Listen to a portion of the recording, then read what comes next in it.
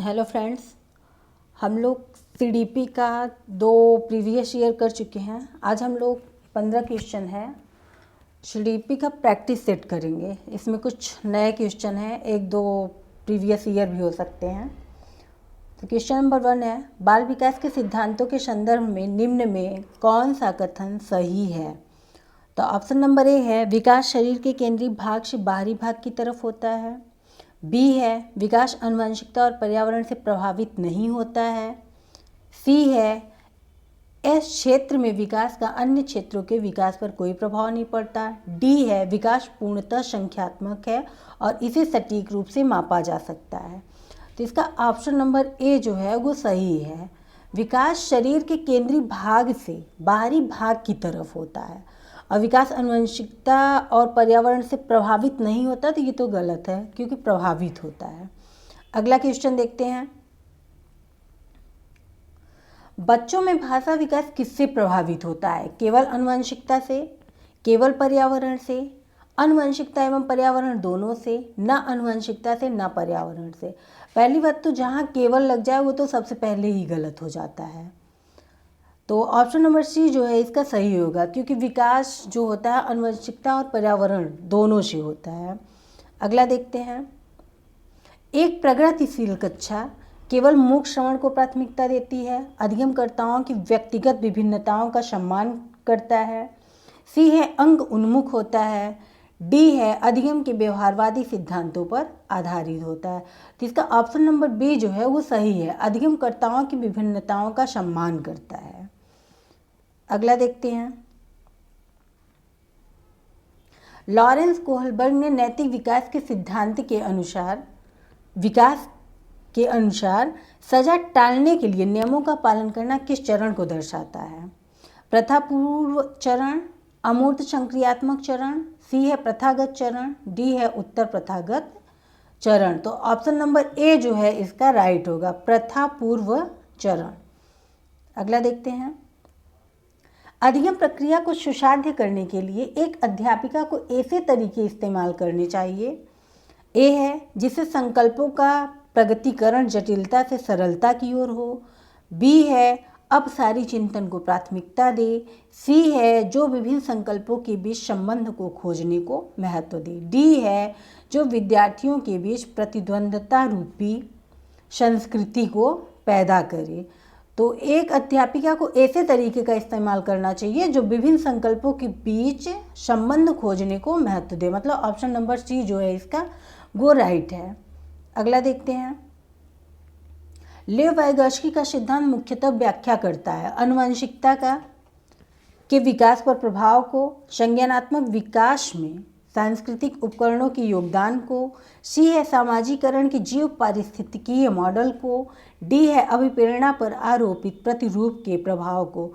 तो option number B जो है वो सही है, संज्ञानात्मक विकास में सांस्कृतिक उपकरणों के योगदान को।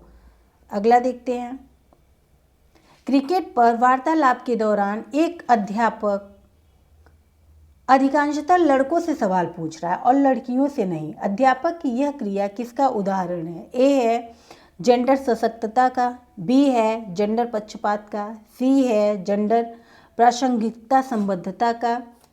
डी है, जेंडर धमकी का। तो ऑप्शन नंबर बी जो होगा इसका राइट होगा, जेंडर पक्षपात का, क्योंकि उसको लगता है कि क्रिकेट सिर्फ लड़के खेलते हैं, लड़कियां नहीं खेलती, इसलिए वो सिर्फ लड़कों से चर्चा कर रहा है, उस पर लड़कियों से नहीं। तो इसको जेंडर पक्षपात होगा इसका आंसर। अगला देखते हैं, बाल केंद्रित कक्षा में एक अध्यापिका किसको महत्व देती है।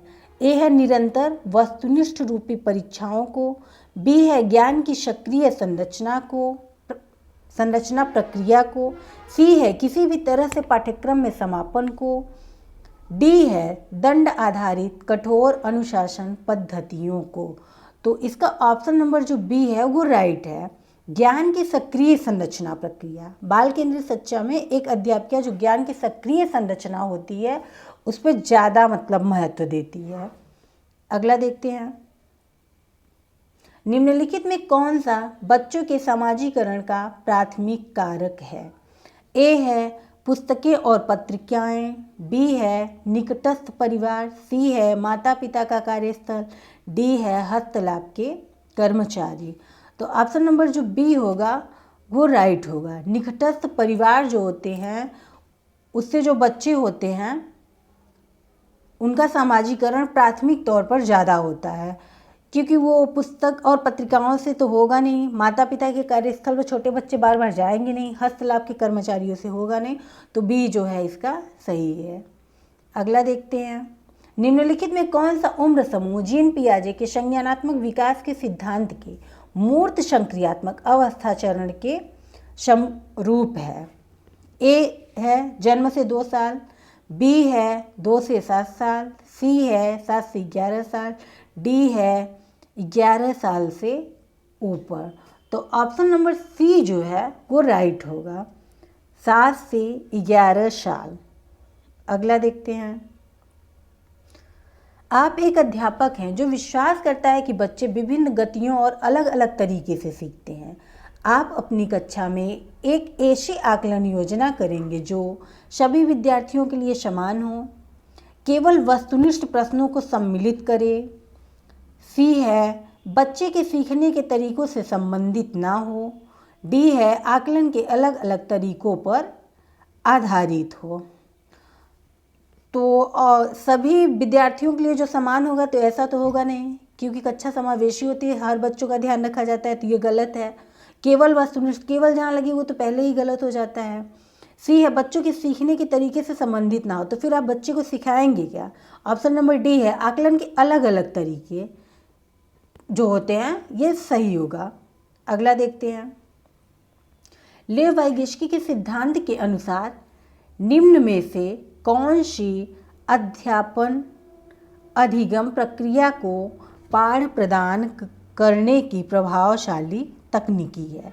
तो ऑप्शन नंबर ए है समस्या के समाधान हेतु स्थिर पद दर पद निर्देश देना, बी है गलत जवाबों पर बच्चों को दंडित करना, सी है समस्या को सुलझाने के दौरान अलग बच्चे किसी बिंदु पर अटक जाए तो उस समय संकेत और इशारे देना, डी है प्रक्रिया में अध्यापक का पूर्ण हस्तक्षेप।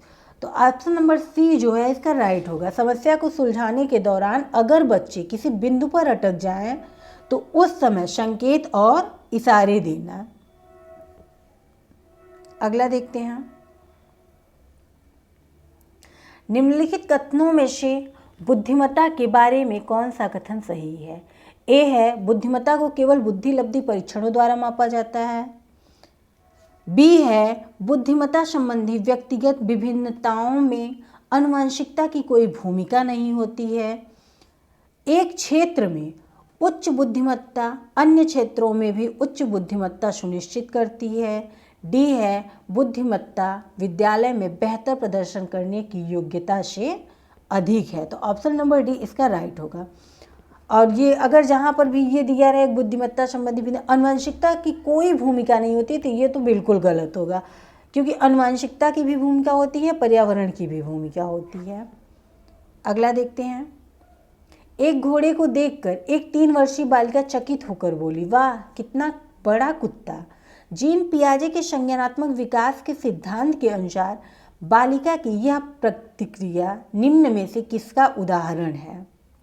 ऑप्शन नंबर ए है आत्मसातीकरण समावेशन, बी है प्रतीकात्मकता, सी है पदार्थ स्थायित्व, डी है अस्थगित अनुकरण। तो ऑप्शन नंबर ए जो होगा वो राइट होगा, आत्मसातीकरण समावेशन। अगला देखते हैं, भाषा एवं विचार पर लेव वाइगेस्की क्या सुझाते हैं? ए है भाषा संज्ञानात्मक विकास को निर्देशित करती है, बी है संज्ञानात्मक विकास भाषा को निर्देशित करती है, सी है भाषा और संज्ञान में कोई संबंध नहीं है, डी है संज्ञान भाषा में स्वतंत्र हैं। तो इसका ऑप्शन नंबर ए जो होगा सही होगा, भाषा संज्ञानात्मक विकास को निर्देशित करती है। आप लोग कमेंट बॉक्स में ज़रूर बताइएगा कि 15 में से आप लोगों का कितना सही गया है और कितना गलत गया है। आप लोग प्रैक्टिस सेट करते रहिए और प्रीवियस ईयर को भी पढ़ते रहिए।